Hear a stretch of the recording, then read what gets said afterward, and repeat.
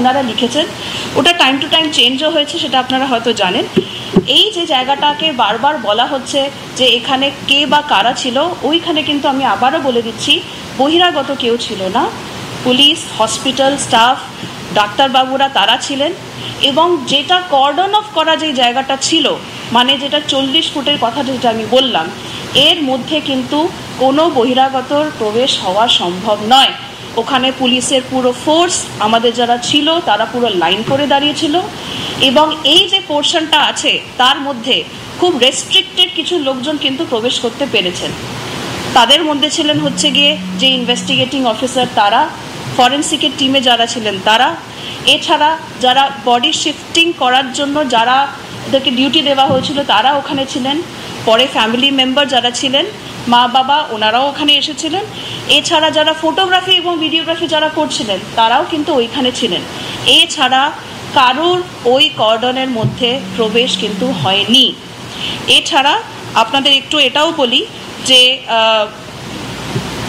যেখানে আর কি দাবি দাবা লেখা হয়েছে, যেখানে ডাক্তারবাবুরা লিখেছেন, তাছাড়া ওদের মধ্যে যত কথোপকথন হয়েছে, টাইম টু টাইম যেটা চেঞ্জ হয়েছে, এই পুরো পোর্শনটাই কিন্তু এই 11 ফিটের মধ্যে হয়েছে। ওখানে একটা বসার ব্যবস্থাও ছিল, বিকজ ওখানে অনেকজন এসে কথা বলছিলেন এবং নিজেদের ডিমান্ড ওনারা জানাচ্ছিলেন। যেটা সেমিনার হলের বাইরের যে করিডোরটা, যেটা নার্সিং স্টেশন থেকে যেটা জায়গাটা আছে করিডোর, ওখানে কিন্তু অনেকেই ছিলেন, কিন্তু সেটা কোনোভাবেই তারা কিন্তু কখনোই পিওতে ঢোকেননি, তারা বাইরেই ছিলেন। এবং সেমিনার হলে যেখানে বডি পাওয়া গেছিল তার থেকে 40 ফিটের মধ্যে বহিরাগত কেউ আসেননি।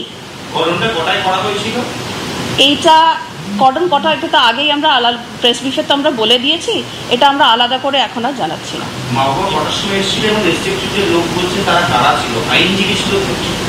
আমরা শুনেছি, এটা অনেকেই বলছেন যে কোনো আইনজীবী ওখানে ছিলেন। আপনাদের এটা জানাই যে হসপিটাল অ্যাডমিনিস্ট্রেশনের পক্ষ থেকে ওখানে আইনজীবী রাখা ছিল। এটা নিয়ে মনে হয় ওরা বেটার বলতে পারবেন কারা ছিলেন, কিন্তু যিনি আইনজীবী ছিলেন উনিও কিন্তু হসপিটালের পারমিশন নিয়ে সম্ভবত ওখানে ছিলেন।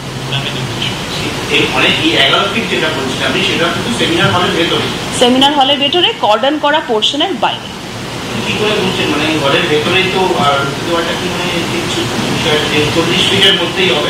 ধরুন এইটাই, যেই ঘরটা আপনারা এখানে বসে আছেন, এই ঘরটাকে যদি আপনারা মনে করেন যে 51 ফিট বাই 32 ফিট, আপনি ধরে নিন আমি যেখানে বসে আছি বা যেখানে মাইকগুলো আছে এইখানে হয়তো বডি পাওয়া গেছিল, এবং আপনি যেখানে বসে আছেন সেটা হচ্ছে গিয়ে 40 ফিট। তার বাইরে যেখানে ক্যামেরাগুলো আছে সেখানে মা বাবা বসেছিলেন, হসপিটালে জুনিয়র ডাক্তাররা ছিলেন। যারা যারা বিভিন্ন নিজেদের ডিমান্ড পুলিশের কাছে জানিয়েছেন তাদেরকে একটা জায়গা ওখানে করে দেওয়া হয়েছিল। এটা কর্ডন করা পোর্শনের বাইরে। আপনার এবং আমার মধ্যে যদি ধরে নিই ওইটা কর্ডন আর এখানে ডেড বডি, এর মাঝখানে কিন্তু বহিরাগত কেউ কিন্তু প্রবেশ করতে পারেনি, আর তখন প্রবেশ করা সম্ভব নয়।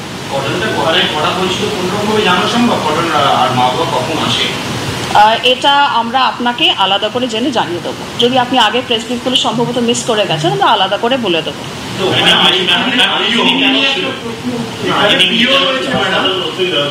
এটা মনে হয় হাসপাতাল কর্তৃপক্ষ বেটার বলতে পারবেন যে ওনারা কেন আইনজীবী রেখেছিলেন।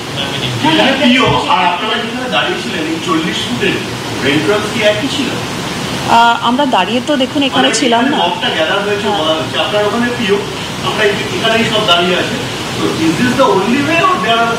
না, বাকি দরজাগুলো বন্ধ করা ছিল। There is no other way. ওই একটাই চ্যানেল ছিল, ওই চ্যানেল দিয়ে ঢুকতে হবে, বাকিটা পুরোটাই আর কি আমাদের লোকজন দাঁড়িয়ে ছিল। ওটা কোনোভাবে আশা করা সম্ভব না। দরজাটা একটা সেমিনার হল ঢোকার জন্য, তার ভিতরে 40 ফিট আপনারা কভার করেছেন, 11 ফিটের মধ্যে সবাই দাঁড়িয়ে ছিল, তাই তো? যেখানকার যেটা ভিডিওটা আপনারা দেখেছেন হয়তো, ওটা ওই কর্ডন এরিয়ার বাইরে, ওই 11 ফুটের মধ্যে সেমিনার হলের ভেতরে। তার প্রশ্নগুলো যদি হয়ে যায়। Viral video showing a certain amount of people inside the seminar. Maybe we need a place of occurrence. Could you clarify how many people got into the place and whether this was within the cordon of scene of crime?